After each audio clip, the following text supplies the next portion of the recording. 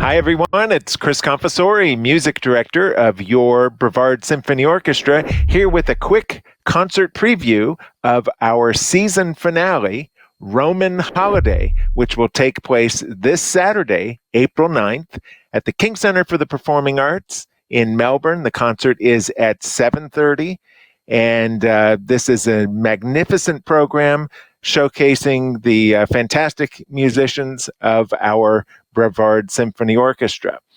Now, as we said last month, the protocols at the King Center have changed slightly. We haven't had socially distanced seating all season, regular seating, and the masking policy has changed to now masks are encouraged but not required for all patrons. So we're looking forward to having you there. Our concert sponsor is Dale Sorensen Real Estate, and we thank them for their continued support of the BSO, and they are sponsoring a magnificent concert. The tickets for this concert start at $29, and you can purchase tickets by visiting the BSO's website, brevardsymphony.com/Roman, ROMAN. So about the program, we have music by Hector Berlioz, a French composer, but who wrote this spectacular overture called the Roman Carnival Overture. And it's got a quick introduction, then a beautiful, slow section that features an extended solo for the English horn. And so we're excited to feature our friend Kristen Negus playing that beautiful English horn solo, and then the party gets started and the carnival music continues, and it's an extended tarantella and, as I said, a great showpiece for the orchestra, great parts for the percussion section, for the brass section, lots of fast notes for everyone, a great way to begin the concert. Then we have music by Chopin, not an Italian composer, but a contemporary of Berlioz. And this is Chopin's first piano concerto in F minor. And we have a magnificent soloist joining us, Joyce Yang, who has appeared with the BSO once before. Several years ago, she played Prokofiev's third piano concerto, and we're thrilled to have her back. Being featured in this beautiful Chopin concerto. Then on the second half of the concert, we have two showpieces by another great composer, an actual Italian composer, Ottorino Respighi. And these are two of his best-known works. They're two tone poems. The first is The Fountains of Rome, and then the concert concludes with Respighi's The Pines of Rome.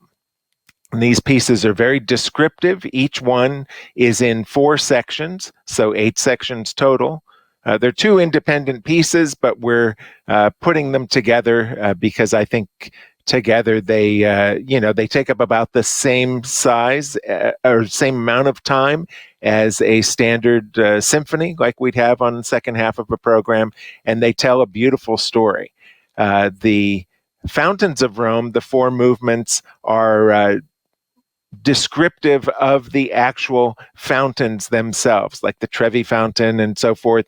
The music seeks to evoke sort of what we see when we look at the fountains, and some the surroundings right there by the fountain, and also the time of day. He sets a specific time of day for each one. Now, with the Pines of Rome, again, it's he's with each movement, he's telling us about pine trees in different parts of the city. But instead of music that just describes what the trees look like, it's a little bit more philosophical. The music is telling the story, because trees are there for such a long time. It's telling the story of what the trees have seen during their time there in various parts of Rome. So we have an opening scene that is near a playground. So the music imitates children playing, it imitates a group of soldiers coming by, and so forth. But it's very playful, very fast-paced, and colorful. Then the scene quickly shifts, and we have a scene with pine trees set near a catacomb. And so the music is very dark. You hear chanting throughout this section, and it's much more reflective. Then there's another slow, beautiful, sort of operatic movement that features a beautiful clarinet solo, a beautiful piano solo played by a pianist within the orchestra. And Respighi, he was so interested in having as many different colors as he could. He wanted the sound of a nightingale singing towards the end of this movement, and he decided the best way to evoke that was to use an actual recording of a nightingale singing rather than give it to a flute or a violin or something like that. And so way back when this piece was premiered, I think in 1925, they would play a phonograph on stage. One of the percussion players or someone would play that, and you would hear the music or the song of the nightingale coming from a phonograph on stage in the orchestra. And we'll do something similar. We're digitized now to where we don't have to use a 78 RPM phonograph anymore. But you'll hear the song of the nightingale come from the orchestra, and then the final section evokes the sounds of an approaching army coming back victorious from their battle. And it's one of the, I guess, one of the longest crescendos in music that there is. And then once it gets to the final climax, it's one of the, I think, the loudest sustained pieces of orchestral writing that there is. It's really an amazing piece of music. It's a challenge to rehearse and to perform because you don't want to have everyone play too loudly too soon, because there are different levels of arrival points. So that's one of the things we'll work on. For this final movement, in addition to the already large orchestra that's on stage for both of these pieces, there are 6 additional brass players that will join us. So over the course of this concert, we have the largest orchestra we've had on stage all season. We'll have a total of 80 musicians performing in the 2 Respighi pieces. And this is a program we had originally planned for a year ago, April of 2021.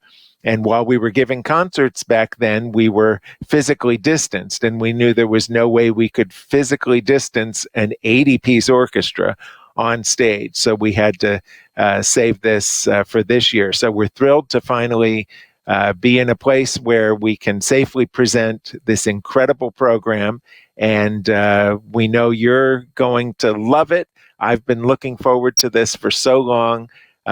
These Respighi pieces, especially because they require such large forces, while they're popular and well-known, they aren't performed all that often because they're challenging and expensive to present. So I think the last time we performed the Fountains of Rome was in 2007. And the last time the BSO performed the Pines of Rome was all the way back in 2001. So we're excited to get to pair them up and present them together on this wonderful concert on Saturday, April 9th, 2022. Now, one more added surprise. We just added to this concert a week ago. Over spring break, our friends at O'Galley High School, the talented students in Eric Bryan's program, their orchestra program at O'Galley High School, their chamber orchestra traveled to Atlanta for the American String Teachers Association convention. They were invited to come be one of, I think, 30 or 35 orchestras that were performing and competing for a top grand prize. And these are orchestras that are auditioned and drawn from all around the country. Well, the amazing news that they received right at the end of their spring break there at the competition was that the O'Galley High School Chamber Orchestra was the grand champion of this Festival of Orchestras there at the ASTA conference. And we are so excited and so proud of them. And we wanted you to have the chance to hear part of their program. So we've invited them to perform one of their selections on stage at the King Center right after intermission at this concert on April 9th. So in addition to the music I've just described, we'll also hear a beautiful string symphony by Felix Mendelsohn performed by these incredibly talented musicians from O'Galley High School. So it's a concert with a little of everything, lots of amazing musicians from your BSO, our amazing guest soloist, Joyce Yang, and of course, these talented students from O'Galley High School. So we hope you will join us for this very special Roman holiday concert on Saturday, April 9th at 7:30 p.m. at the King Center. We'll see you there.